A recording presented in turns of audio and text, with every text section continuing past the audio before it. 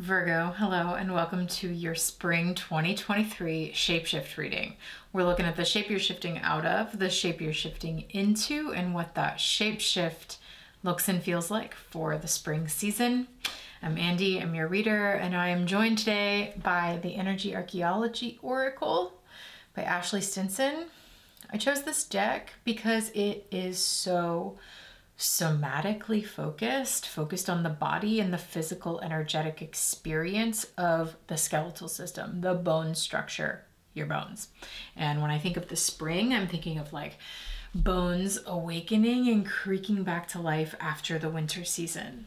So, Virgo. Let's see how your bones are shifting this spring. What is the shapeshift for Virgo this spring season? Okay. Ooh, nice. We have the receiving left hand. See in the bottom there, it says receiving. Pouring this like luminous waterfall of light out of the moon in the forest. That's nice. What else?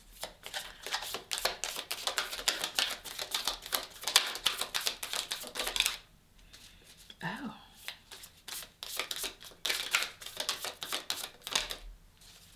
Okay. Okay. Well, I wonder, Virgo, which way it goes. We have receiving, transition, and activating.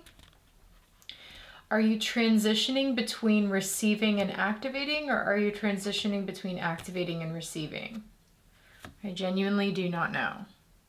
We have the activating left foot, the receiving left hand. So we have receiving, I can't bring it up, but activating right foot. Did I really think I could just like kick? And then the transition in between receiving and activating here with the axis, which is that bone at the base of your skull, at the top of your neck, your cervical spine, that helps you to, oh, well, there's our answer, that helps you to toggle back and forth. You know, like that's the lesson of this deck in this spring for me, is like the answers come when you involve your body, when you involve your somatic experience. You don't really need clarifying cards.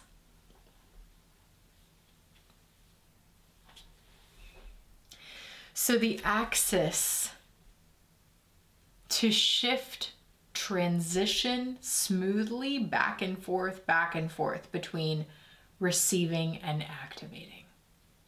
So this again, like maybe, I don't know, maybe this is not a classic shape shift in the sense of like shifting out of receiving and completely into activating. Maybe there's this like juggling, this like balancing thing that you're doing where you're able to transition seamlessly, smoothly back and forth between states of activation and we have to go and let's like take initiative and do the work and do all this stuff and get on the move.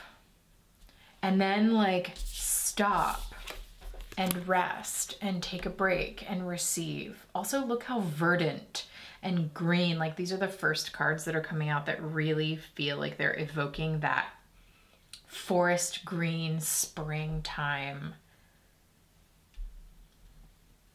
energy. And I'm thinking about like a growth. And I'm thinking about teenagers and how like they have these growth, and kids, they have these growth spurts. And how tired they get and how hyper they get. Is that resonant, Virgo? Because that's kind of what this feels like. Is this like hyperactive teen mode? Well, the whole thing is teen mode, but this like hyperactive phase of like, yes, like I'm so excited. I can do all the things and I'm doing all the things and it's happening and I'm moving and I'm activated. And then like, whoa, I just had a huge growth spurt and I'm so tired and I need to sit back and receive for a while. And like letting that back and forth transition be the growth experience. You know, like that's how you know you're growing, maybe. And like growing in spurts, like making really big leaps.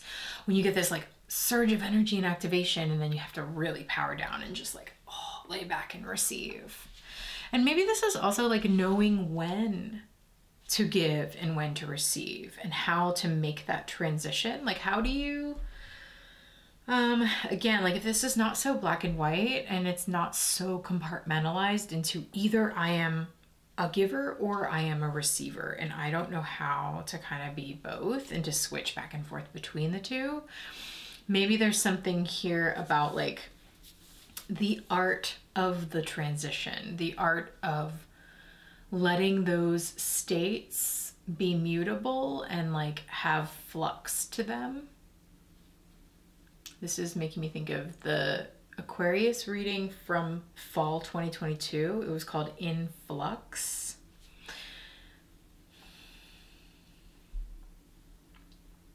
The flexibility, the mutability, Virgo is a mutable sign, the mutability to know when you need to be active and when you need to be passive. When it's a more of like a you giving and activating time, and when it's, okay, I'm receiving now.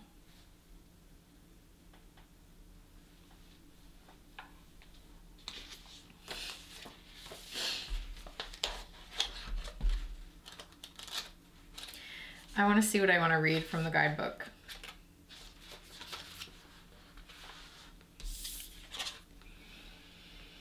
Virgo. Know that your movements in this lifetime, whether you roam far and wide or ground deeply in one place, are an effect of how your energy needs to activate on this physical plane. When you desire to travel, to share, to move with many people in many places, whether physically, digitally, energetically, you do so because the energy you are here to transmit needs to touch those lives and places. When you are rooting deeply in one place, trust the effect you are having with those closest to you and the environment in which you are now settled. The energy you activate in this single place or with these few people is enough to change everything. Like the acorn that lands and grows in a barren field changes its environment over time, so do you. The energy you are activating is directly tied to your innate wisdom and desires. Trust them and trust yourself. Move when you're inspired to move and grow deeper when you are called to rest. Interesting that even in the activating card, we have the receiving card coming in a little bit with like, move when you're inspired to move and grow deeper roots when you're inspired to rest. So some questions Ashley Stinson gives for journaling is like, how do I desire to show up each day? What excites me? What just naturally moves me? Do I prefer to root deeply or contribute widely in this current moment or season of life? Have I been getting into the Aries reading a little bit.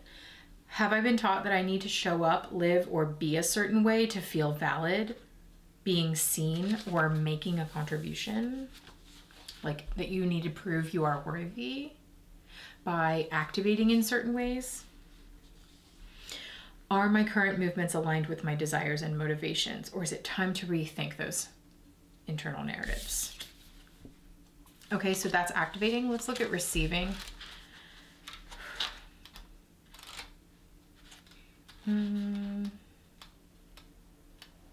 Okay.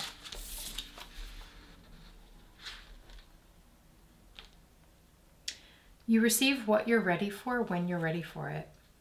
You are a powerful creator who can magnetize absolutely anything to you, but when you call in resources, relationships, and ways of being that you haven't yet embodied, they slip through your fingers. So what do you want in your life or in the world that isn't already here? Find those seeds within you and nurture them until they grow from your very foundation.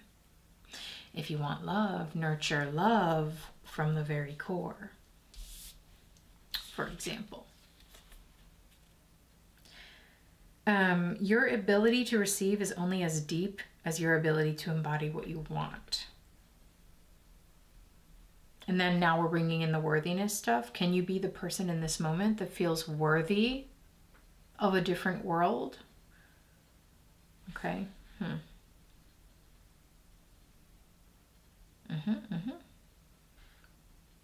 Okay. Yeah.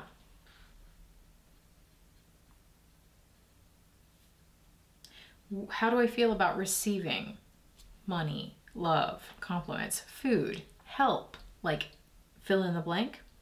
What do I consistently call in that I haven't received? What feels impossible to believe is coming to me? Am I willing to do what it takes to hold a new energy and feeling as true before it shows up in my external world? Okay, interesting. This is a really powerful combination, Virgo, because this like transition back and forth between activating and receiving, it is like bringing something into concrete reality. It is like, okay, I'm wanting to receive this thing and I am now activated to make it happen for myself. Like, it is this back and forth, you know, like it's not just, oh, I want, and now I sit back and receive and wait for it to come to me. There's this activating factor where it's like, okay, I'm sitting back and I'm understanding how I want to receive. And so I transition into activating and I do the things that set me up to then again transition back into receiving. So there's this like inextricable relationship between activating and receiving. Okay, let's just look at transition. Transition can be graceful. It can be full of ease. It can proceed as smoothly as the way you turn your head from side to side. Give yourself space to transition. Build your capacity for the flexibility that not knowing requires. The flexibility that not knowing requires. You need capacity for that. When you have a sense of what is to come, but you have no physical evidence, allow yourself to be present with that. The unknown, the in-between, the fertile void of the chrysalis is where you unbecome and become at the same time. Becoming, unbecoming at the same time. And I'm really loving how they're like opposite sides of the body. There's something super, there's a nice diagonal going on there. Both sides of the body operating at the same time and like in harmony with one another, syncing with one another, transitioning between them. Okay. Yes. Let go of the notion that times of transition have to be overwrought, difficult, or something to fear. There does not always have to be a breakdown before there's a breakthrough. Your bone body and energetic foundation support the building of new structures, even as old ones are crumbling at the same time. And you can be present in the beautiful chaos of the middle. Do not halt the progress of transition. You cannot stop the process midway through and expect to be pleased with what is before you. Reflect on the past and dream of the future, but remember that straight ahead is your home. Be present in this spaciousness. So questions to think of. What transition am I embarking on, or in the middle of, or coming out of at the moment? Like, where are you in these transitional stages? But again, I'm feeling this more as like a micro. It's Virgo. We're focusing on the details. We're zooming in, you know? It's more of like the constant give and take throughout your daily experience of giving and of receiving and activating, and how you swivel. Day to day, week to week, month to month, season to season.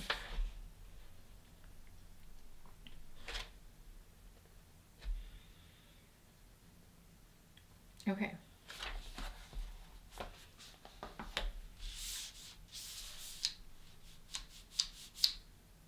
Virgo. We got to go into this deeper now. I've got some other decks with me. I've got the Fifth Spirit Tarot by Charlie Claire Burgess. We're going to use that to really get a good picture of how this energy, this shifting back and forth between the two, is showing up in your actual spring experience. And I've got some other decks here we're going to use for clarifying. So if this is resonating with you so far and you'd like to see the whole reading, you can find it in The Shifting Space. That is an online community of people who, along with myself, investigate these shift readings over the course of the whole season as we live, shift through them together. So we have these checkpoints, mid-season, end of season, where we rewatch the shift readings, write down whatever new insights are coming to us, and then reflect on them, share our reflections together. By the end of the season, we've got this story that we can connect the dots of how we have shifted through the season. So if that sounds like the kind of sleuthing that you are into, check out The Shifting Space, click the link in the description below. That will take you to a whole page that you can read all about what we do there. And if it's right for you, then I'll see you for the rest of this reading.